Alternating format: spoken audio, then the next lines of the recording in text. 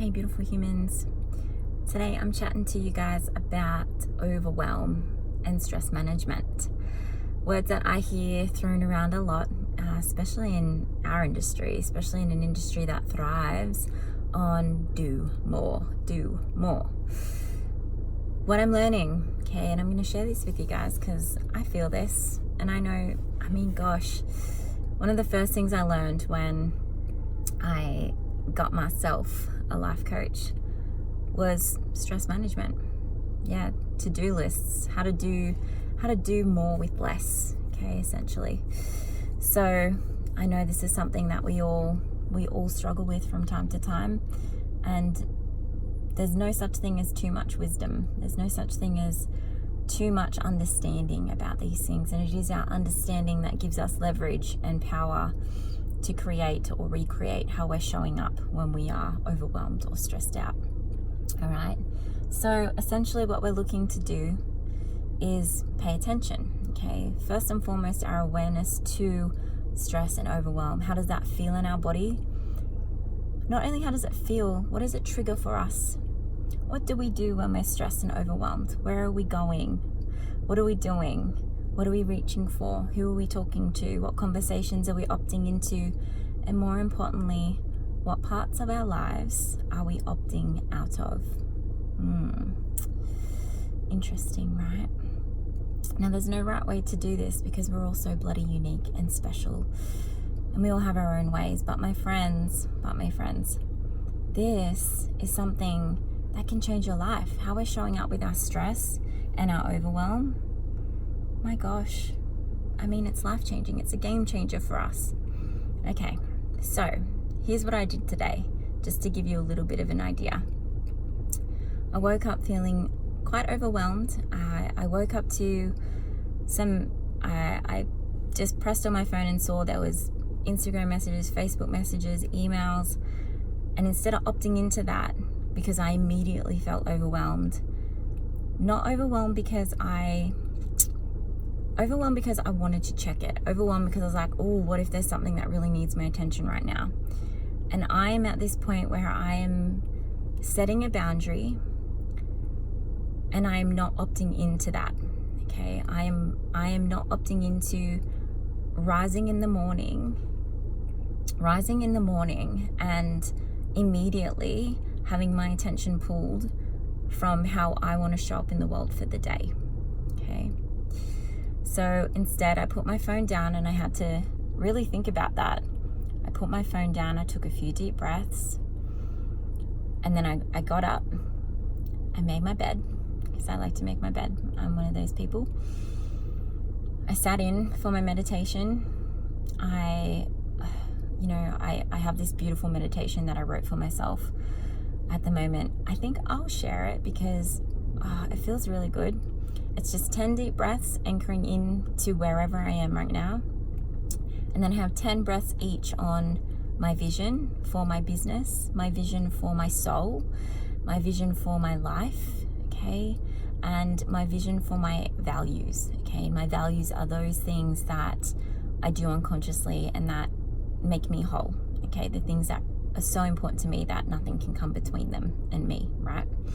Like my health and my wellness, okay? I won't give that up for nobody, right? And then I proceeded to check my Instagram and Facebook and emails, and I did so well. I'm so proud of that, because when I did check those emails and that Instagram and that Facebook messages, most of it was beautiful and lovely, but in between that, always as a business owner, and even as a human being, not just as a business owner, that doesn't make us special, but even as a human being, we respond, react, and are triggered by things that we see, right? So as soon as I checked those Instagram messages, those Facebook messages, those emails, like I said, 90% of them were fine, but among that, there were other things that absolutely triggered me, absolutely pulled me sort of away from that sort of still feeling that I had. And so to bring it around for you guys, if I hadn't done that, my day would have started with that reaction. It would have started with that trigger of feeling already overwhelmed, okay, I would have been opting into that. Not knowingly, because you never know what you're going to do when you open your phone. You never know what you're going to see. But if you think about it, and if you're honest with yourself, 9 times out of 10, there's going to be something that triggers you in some way. Okay, so all I'm saying is I opted into my day on my terms, and that feels really powerful. So regardless of what happens throughout the rest of my day, regardless of all the things I need to do, I at least know that I opted in to putting myself first to start my day. Okay, and that gives us so much power. It really does. And the more consistent we are in these practices and rituals, the more firm, okay, and solid those boundaries become, and the less likely you are to give them up, the less likely you are to give in, okay, and the more likely you are to opt into them, okay. So when it comes to stress and overwhelm, my friends, rituals and practices are your best friend, okay. They make all the difference, and all it takes is an interest. You just have to be interested in what you're doing. You have to be interested in who you want to be. You have to be more interested in how you want to feel, right? That's all it comes down to, my friends. Otherwise, if we're not stopping for a moment to just acknowledge that, we are opting into this hustle. And I think this hustle is something social media certainly makes us feel like we need to be a part of. Like everyone is hustling, everyone is doing the hard work, everyone is rustling feathers and doing the stuff. And that's really great, because yeah, we should do that, but not all the time.